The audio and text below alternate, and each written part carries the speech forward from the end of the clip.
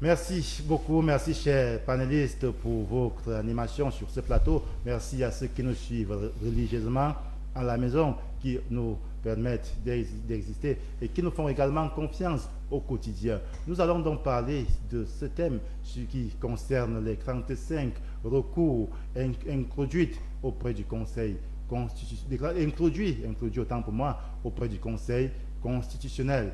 Et je vais donc, du coup prendre Christian Djemou. Christian, vous qui êtes journaliste politiquement parlant, nous avons 35 recours qui ont été introduits.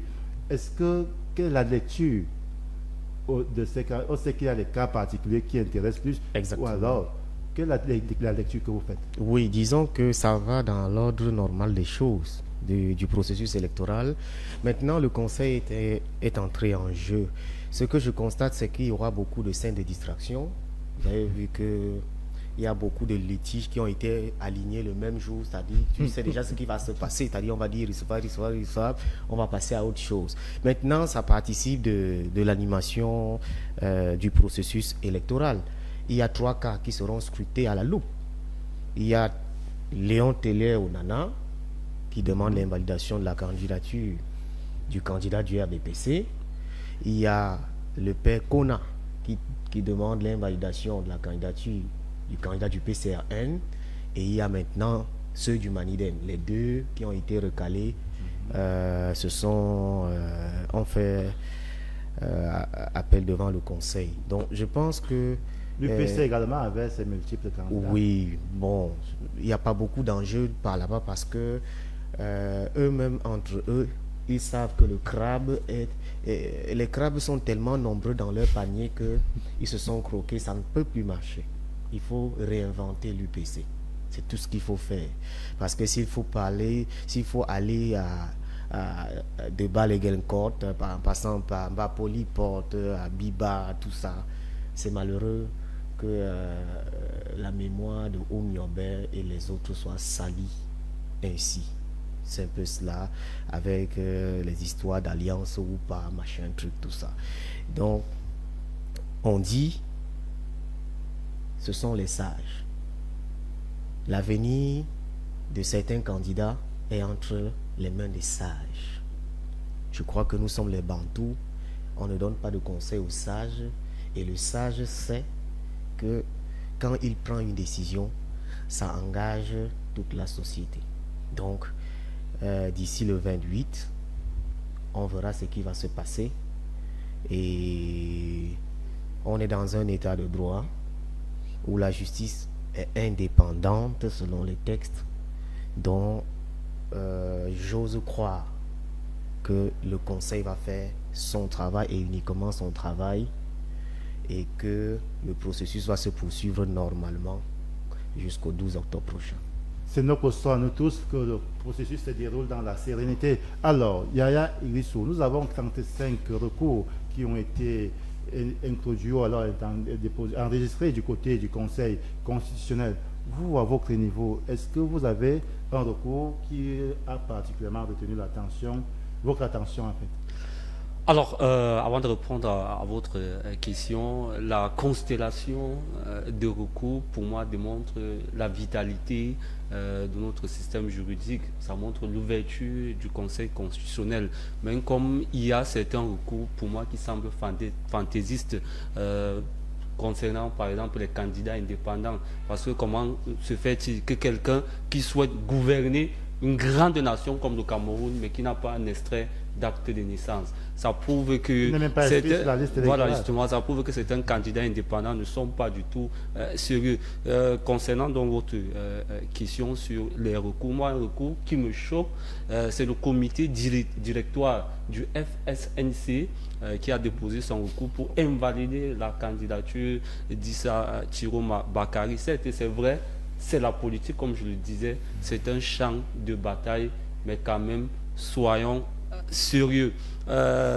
Pour le parti au pouvoir, ils ont coutume de dire que leur président, c'est un lion. Je n'accuse pas ces derniers sympathisants ou militants de son parti d'être à la manœuvre. Mais lorsqu'on essaye un peu de scruter le landerneau politico-médiatique, l'on constate qu'il y a un certain ministre, dont je ne vais pas citer son nom, qui est un peu, c'est comme s'il est à la manœuvre de pouvoir discréditer certains candidats. Quand je prends l'exemple du Manidem avec Yebga, c'est clair et c'est net.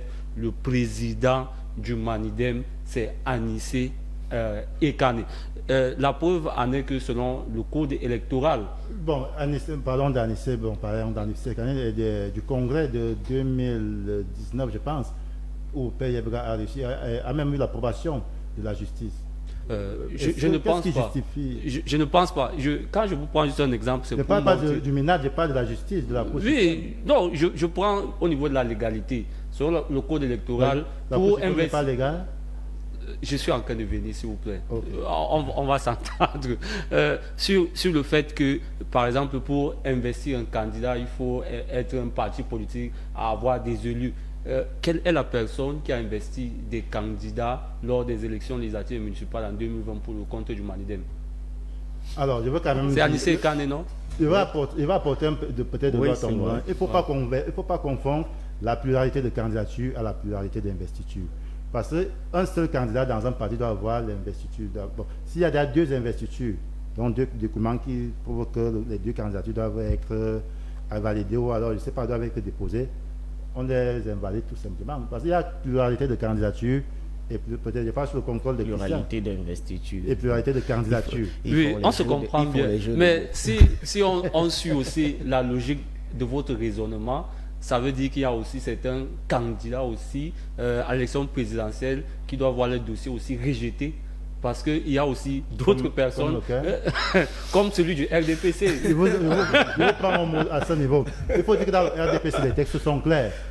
Les textes disent d'abord que le candidat naturel, comme c'est dit dans le livre jaune du RDPC, c'est le président national du parti. Et son Excellence Paul Biya est président national du RDPC jusqu'à nos jours. Il a convoqué, il faut dire, s'il n'y a pas eu congrès, il faut convoquer le bureau politique. Le bureau politique a été convoqué depuis 2021 pour investir le président Paul Biya. Et d'ailleurs, je ne sais pas si notre ami Léon Taylor a vraiment une lettre d'investiture d'un autre membre peut-être influent du parti, je doute fort, parce que tout concours a donné... Bon, moi, je dis à mon niveau, que le RDPC a même un seul candidat. Alors, je vous le concède, est-ce qu'il a aussi signé la lettre d'investiture de Yebga? Donc, pour revenir sur le FSNC, c'est dit qu'il faut être sérieux par rapport à ces membres du comité directoire de lycée que c'est vrai que le recours a déjà été introduit. Oui. Et maintenant, comme le disait Christian Diemou, maintenant, au-delà de la vitalité politique du Cameroun, la stabilité aussi du Cameroun, je pense qu'en dépend des différents résultats qui sortiront du Conseil constitutionnel. Merci. Christian, nous parlons là des 35 recours et vous avez peut-être un ou alors tout vous intéresse parce que là nous disons qu'il y a 35 recours, elles ne se valent pas. Mon homonyme Christian l'a dit, elles ne se valent pas. Et il y en a qui sortent quand même du lot. Il y en a qui sortent du lot, il y en a qui sont des identités remarquables. Je vais peut-être faire l'économie de leur évocation. Moi, on sait qu'il y a le Manidem, forcément, qui occupe le haut de l'actualité dans le landerneau médiatique aujourd'hui. Il y a, on va petitement parler du PCRN également, parce qu'on a vu tout à l'heure avec le procès gagné encore par Cabral Libi. Il y a... Bon, on a parlé de l'UPC, mais je crois que l'UPC, c'est plus ou moins, n'est-ce pas, périphérique en termes de recours. Il y a aussi d'autres recours de candidats indépendants. J'ai même retrouvé un jeune ami, Ango, qui, je dois l'appeler à la fin de cette émission, parce que je n'ai pas compris comment Ango a fait pour aller déposer. Il n'a même pas 31 ans. Alors qu'il faut avoir 35 ans. Il faut avoir 35 ans, oui. Donc, il y a des recours fantaisistes. À la fin de l'émission, il y a 2 ou 3 personnes que je connais particulièrement que je vais... Pour savoir un peu comment est-ce que tu fais même pour repartir au contentieux alors que tu sais forcément ça, c'est une perte de temps. Donc Christian l'a dit tout à l'heure, on va certainement, pour un certain nombre de cas, on va vite évacuer. Mais maintenant, je vais être anecdotique. J'aime souvent établir des parallèles de forme. C'est-à-dire, il y a Houphouët-Boigny en Côte d'Ivoire qui estimait qu'en politique, on ne fait pas de passe à l'adversaire. Vous avez vu ce qui s'est passé avec Ouattara il y a quelques heures, qui a dit déjà 2 fois qu'il ne se présente pas et qui revient. On l'a vu avec Gbagbo en 2001 à l'Inas Marcoussi, quand Omar Bongo lui dit un président en exercice ne perd pas les élections. Oui, Bongo le dit. Parce que Chirac met une pression, il dit qu'il faut signer des accords et tout ça. Et c'est vrai qu'il va finir par les signer. Et quand il va arriver, il y a Simone Gbagbo qui va lui donner une gifle mémorable au bas de la passerelle à l'aéroport d'Abidjan. Vous dites, mais qu'est-ce que tu allais signer à Marcoussi? Mais sauf que Bongo lui a dit en faisant l'exercice ne perd pas d'élection. Donc c'est pour dire que... Est-ce que cela est vérifié, Christian? Oui, on va peut-être examiner, peut-être en prenant une grille de lecture qui va peut-être parler des dynamiques africaines, des perceptions africaines les que affaires nous de avons, l'Afrique, quoi. les affaires de l'Afrique, les affaires de nos républiques là, où parfois on s'est souvent rendu compte que quelqu'un qui s'est établi, je vais dire, qui a eu son pouvoir pendant un certain temps, qui a eu un maillage territorial, et il n'a même pas besoin de quelques trafics. Je vous prends un exemple seulement de RDPC. Prenez le maillage territorial du RDPC. Prenez le nombre de scrutateurs qu'ils peuvent avoir. Prenez le nombre de scrutateurs. Je prends seulement ce pan-là, cet item-là, les scrutateurs, le nombre d'élus, le nombre de représentants sur le terrain, des gens qui peuvent se battre pour que le président Biya soit élu. Vous voyez un peu, il y a tout ça. Maintenant, il y a les autres. Parce que moi, la lecture que je fais de cette élection, c'est qu'il y a un candidat qui est dominant, qui est sur le piédestal, c'est vraiment le calife, et tout le monde veut être calife à la place du calife, et il y a les autres. Maintenant, les autres doivent se battre, vous voyez un peu. Et on ne va pas leur faire le reproche de se battre en allant au contentieux. Je vois par exemple le Manidem qui se bat, le professeur Kamto qui se bat. Je vois Cabral également qui s'est battu dans la durée pour être là, parce que moi je scrutais à peu près ces 2 candidats-là samedi. Je voulais savoir est-ce que Cabral, avec tous les problèmes qu'il a eu, avec Kona et tout, voilà, est-ce qu'il peut passer? Je scrutais également, même comme j'avais à un moment, parce que la veille je faisais mon émission en radio, et j'avais prévenu les auditeurs, c'est vrai que les gars ils appellent pour engueuler, je prévenais sur le fait qu'il est possible que Kamto ne passe pas. Au nom du fait qu'en politique on ne fait pas de passe à l'adversaire. Mais maintenant on va voir ce qui va se passer au contentieux.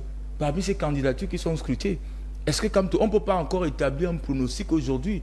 Parce que l'une des candidatures les plus attendues, c'est celle de Maurice Kamto.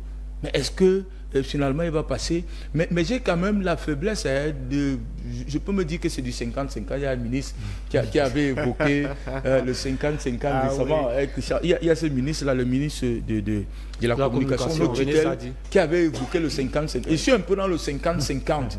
50 peut-être pour dire que le candidat du Manidem, mais il y a également le 50 qui fait qu'on est un peu du vague à l'âme et qu'on se dise, est-ce qu'on ne peut pas retenir de façon légitime un certain nombre de choses qu'on lui... Parce qu'il y a également l'article de la loi, le point de la loi, il y a aussi l'esprit de la loi. Parce que je discutais avec quelques juges qui me disaient, voilà, il peut arriver d'un point de vue républicain, qu'on se dise, voilà, il faut aller aux élections et qu'on nous cède devant là. Mais si on se fonde sur les points de droit de façon aussi stricto sensu, il peut arriver que Maurice Kamto Kamchouan ne passe pas. Vous voyez un peu. Et que finalement, on explique ça du point de vue du droit. Oui. Parce qu'il y a le droit, mais il y a également tout ce qui relève la conjoncture politique, du contexte socio-économique, du contexte socio-politique qui ne doit pas être, je vais dire, qui ne doit pas dégénérer. Donc il y a du 50-50 à ce niveau. Je vais peut-être dire just wait and see. Justement, Christian, nous allons donc revenir sur ces cas particuliers, à le cas du PCRN. Oui, Kona qui demande l'annulation de la candidature de Cabral Libi. Il y a le cas du parti Univers avec Madame Membouet qui dit également que c'est elle la véritable candidate pour le parti Univers au détriment d'Akeremona. Et il y a le parti, le Manidem avec le professeur Maurice Kamto. Est-ce que c'est cela? Oui. On sait que les partis ont leur texte particulier. C'est un problème qui ne doit pas s'arranger en interne dans les partis. Ce sont là les curiosités des validations de l'ECAM. Est-ce que, comment vous appelez ça? Est-ce que dans le parti Univers, c'était pluralité de candidatures ou d'investiture? Il faut se poser des questions. Mais comment est-ce que c'est passé? Il faut se poser des questions. Mais Keremona qui avait la lettre d'investiture. Exactement. L'autre qui n'en a pas, qui revient, dit que c'est ça par rapport au problème interne du parti. C'est ça le paradoxe. Et ce que les partis politiques nous ont livré ces dernières années est simplement honteux et décourageant pour les militants ou alors pour les Camerounais qui voudraient s'engager à leur côté. Vous allez voir, il y a au sein des partis politiques, si vous demandez aujourd'hui au père Robert Kona, le vieux, qu'est-ce que tu veux? Il ne peut pas répondre. Si vous demandez à ce papa-là, qu'est-ce que tu veux? Il va dire qu'il veut l'argent. À Mawa, tu es battu. À Yaoundé, tu es battu. En Fou, tu es battu. Récemment. Tu prends encore les papiers, tu montes au palais des congrès déposés. C'est vous qui voulez que Kona meure de faim. Est-ce qu'il ne même pas l'argent? Peut-être c'est un problème de butin. Je ne sais pas. C'est-à-dire que le jeune qui veut s'engager au sein du PCN se pose des questions. Peut-être qu'Abba n'a pas respecté les engagements quelque part. Est-ce que véritablement il y a un avenir dans ce parti? Un parti qui est toujours au tribunal. Je vous ai parlé de l'UPC tout à l'heure. Ouais. Ils sont toujours au tribunal. Quand ça les dépasse au tribunal, ils vont dans un ministère là. Il y a un ministère là. Le patron des partis politiques. Ils sont là-bas tous les jours.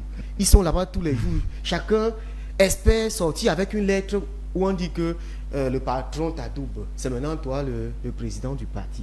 Vous voyez comment c'est tellement terrible tout ça. Et maintenant, quand on arrive à une étape cruciale de la nation, comme la présidentielle, le même spectacle revient. Comment voulez-vous qu'on vous fasse confiance, qu'on fasse confiance à ce genre de parti politique qui ne peut pas s'entendre en interne pour aller chercher le pouvoir? Si vous ne pouvez pas vous entendre en interne, comment vous allez conquérir le fauteuil L'électorat présidentiel? C'est ça le problème. Maintenant, quand vous regardez le parti Univers, vous voyez, celle qui dit que c'est elle la candidate là, elle a déposé ses dossiers où? Regardez un peu. Vous comprenez que derrière, il y a des machinations à gauche, à droite. Il y a des gens qui ont des problèmes personnels avec certains dirigeants de partis politiques dans ce pays. Il y a des dirigeants qui ont des problèmes personnels. Donc, comme Kounvondo a décidé d'investir plutôt à Keremouna cette fois-ci, et que là-bas, la fait qu'à foot, là-bas, à gauche, à droite, il a des problèmes avec tel, avec ceci. On essaie de vouloir détruire l'image du parti Univers. Mais c'est ridicule. C'est pour ça que, actuellement, comme l'aîné a dit, on ne peut pas faire de projection. Tout repose entre les mains des sages du Conseil. Donc maintenant, espérons qu'on va trancher pour l'intérêt de la République. Parce que comment on dit ça? Les décisions de justice sont rendues au nom du peuple camerounais. Donc, vous dites le droit au nom du peuple. Et maintenant, les aspirations du peuple, ce sont lesquelles? Donc, je pense que véritablement, on ne doit pas être à une étape décisive pour l'histoire du Cameroun et les gens pensent que c'est le moment de blaguer ou de jouer. J'ai reçu un président de parti politique hier en interview, le président du pacte social pour la gouvernance, Emmanuel Kweka, qui m'a dit il a pris acte de son rejet, il n'a pas de temps à perdre, il y a les échéances futures, il est en train d'aller préparer les échéances futures. Donc je pense que il y a beaucoup de candidats qui se plaignent aujourd'hui, qui devraient laisser passer. Je ne sais pas, Univers, PCN, pour moi c'est réglé. On devrait passer à autre chose. Bon, ceux qui s'aventurent au FSNC là, c'est amusant tout ça. C'est amusant. Bon, moi je pense que c'est maintenant le candidat du Manidem qu'il va falloir régler avec beaucoup de tact pour que pour aller véritablement à une élection inclusive et préserver ce qu'on a de précieux, notre paix à nous tous. Alors, Lémi, nous voyons cette foultitude, cette multiplicité des candidatures, que ce soit les 13 retenus par Elections Cameroun ou encore les recours introduits ou enregistrés au Conseil constitutionnel. Est-ce que ce n'est pas la démocratie qui s'exprime comme ça au Cameroun? Alors, on peut dire oui. C'est vrai que la démocratie implique plusieurs paramètres parce que au-delà aussi de l'ouverture politique, il y a aussi des questions de liberté publique, il y a des questions de justice sociale, il y a des questions entre guillemets de la bonne répartition des biens. C'est pas parce que il y a une entre guillemets une certaine ouverture politique aujourd'hui qu'on va parler de démocratie, mais quand même le Cameroun se démarque par rapport à d'autres nations. Mais sauf que il y a aussi certaines attentes par rapport aux acteurs politiques. Aujourd'hui, l'élection présidentielle, c'est dans quelques mois. Mais moi, je pense qu'il faudrait qu'on puisse satisfaire la majorité des Camerounais. Vous voyez, par exemple, la curiosité sur le code électoral. L'élection présidentielle se fait à un seul tour. Ce qui fait que ça arrange le système de gouvernance, si on peut le dire. Mais si on pouvait modifier pour que ça soit deux tours. C'est une proposition que vous faites. C'est une proposition. Et par exemple, lorsque à la conférence de presse du candidat du FSNC, Issa Tiroma Bakari, qui disait que s'il est élu président de la République au soir, pourquoi vous riez? Il avait dit s'il est élu, le temps nous tient à la il a dit qu'il fera un mandat. Et on va modifier le code électoral. On va modifier le code électoral, que ça soit à 2 tours. Et il va instaurer le fédéralisme, il va résoudre la crise anglophone en essayant de discuter avec toutes les parties prenantes. Et donc, pour chuter par rapport à votre question, vu que le temps nous tient à la gorge, je pense que c'est une bonne chose. Maintenant, il faut que le droit soit dit. Mais comme le droit aussi, au-delà de son implication philosophique, il y a aussi l'implication politique parce que, comme le disait Karl Marx, le droit est entre les mains des puissants. Alors, Christian Etunzi, nous sommes arrivés au terme de l'émission, un mot de fin en quelques secondes. Oui, je voudrais dire que la paix est bien. C'est ce que je veux dire, la paix est bien au Cameroun. Wow. Il est important que le Conseil constitutionnel tienne compte de ce paramètre-là, véritablement en prenant des décisions, en estimant que X, Y ou Z doit être là ou que tel ne doit pas être là. Il faut aussi tenir compte de la conjoncture politique, sociopolitique qui incline un peu, je vais dire, à l'irrévérence, qui incline un peu, je vais dire, on est presque au bord de la rupture, de l'explosion. Donc il faut tenir compte de ça, la paix est bien. Merci. Christian et Djemo, mot de fin. Vivement le travail du Conseil et les résultats. Aimé, Yaya Grissou. Le Cameroun est un et indivisible. Après le 12 octobre, le Cameroun va continuer. Merci beaucoup, chers panélistes, pour votre temps que vous avez consacré de votre temps ce matin pour essayer encore d'édifier encore et encore plus ceux qui nous regardent à la maison et même pour essayer, nous aussi, de nous entretenir ce matin encore. C'est donc terminé, définitivement terminé pour ce matin. Nous sommes le mercredi 30 juillet de l'an de grâce 2025. Notre rendez-vous est pris encore pour demain, jeudi, lorsqu'il sera 9h dans la cité capitale et partout, même en Afrique centrale. Ce qui me reste maintenant à vous dire, c'est bonjour.